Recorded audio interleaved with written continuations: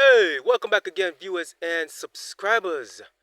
This moment, wanna be doing another video on guava, or scientifically called psidium guajava, and this pertains to a 2010 study that I found by Deguchi and Miyazaki et al. That's February 2nd, 2010. That's from Japan, and it speaks on the hyperlipidemic and antihyperlipidemic and antihyperglycemic activities of guava. Also, it mentions about postprandial blood glucose elevation. Speaks about chronic suppression, that you have to focus on a postprandial blood glucose elevation, and that is the way your body reacts to carbohydrates and sugars after a meal, or your body processes these things. And also, it's the amount of blood glucose in your body before a meal, and it says that this can be used to predict your chances of developing diabetes mellitus, and also preventing it and diagnosing it. So here I have on this land here of ours, a family land, guava trees. I planted two guava trees about 3 years ago when I had just returned from the UK. Right. So here they are, fruit, and you see a fruit in the back there. Two fruits in the back there, and this is one tree that's gotten very tall. Right. Hope you're seeing that. Let me go back down here. Yep, pretty tall tree.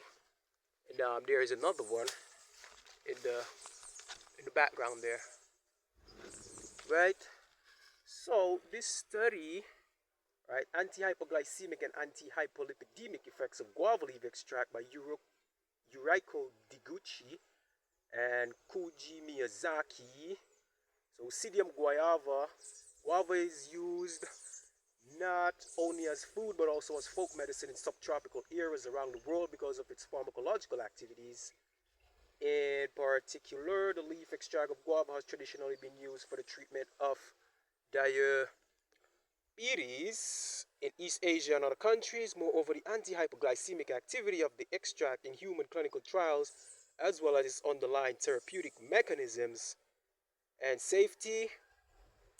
In Japan, guava leaf tea, Bansoureicha, Yakult Honsha, Tokyo, Japan, containing the aqueous leaf extract from guava, has been approved as one of the foods for specified health uses and is now commercially available.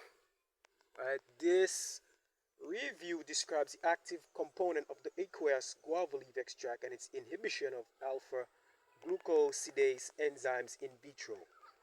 Safety of the extract and guava leaf tea, reduction of postprandial blood glucose elevation, and improvement of hyperglycemia. Right, so it goes on to say, right, hyperinsulinemia, hypoadiponectinemia, hypertriglycemia, and hypercholesterolemia. In murine models and several clinical trials, it is suggested that the chronic suppression of postprandial blood glucose elevation is important in preventing type 2 diabetes mellitus, and that guava leaf tea is considered useful as an alimenthotherapy for chronic treatment. Right.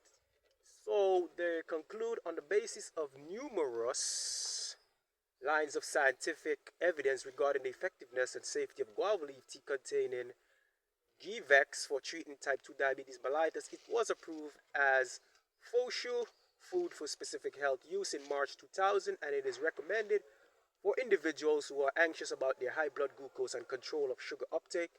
Many Japanese consumers have taken the commercially available tea and are likely to maintain good health.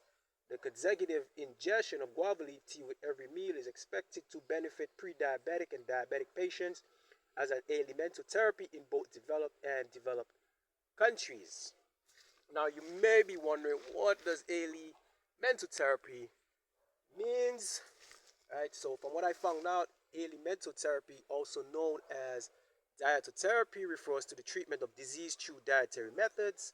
It's the use of specific foods or dietary plans to manage or alleviate the symptoms of various conditions. Right. So getting up closer here. Right. Right. So that was some information I found in a study there in 2010 by Deguchi and Miyazaki on the guava leaf extract. Right. So I'll be doing another video on alimenthotherapy, on what that means and its uses. Yeah, I mean, give thanks for these fruits, nature, herbs of the healing. Right. Right. So thanks again for watching.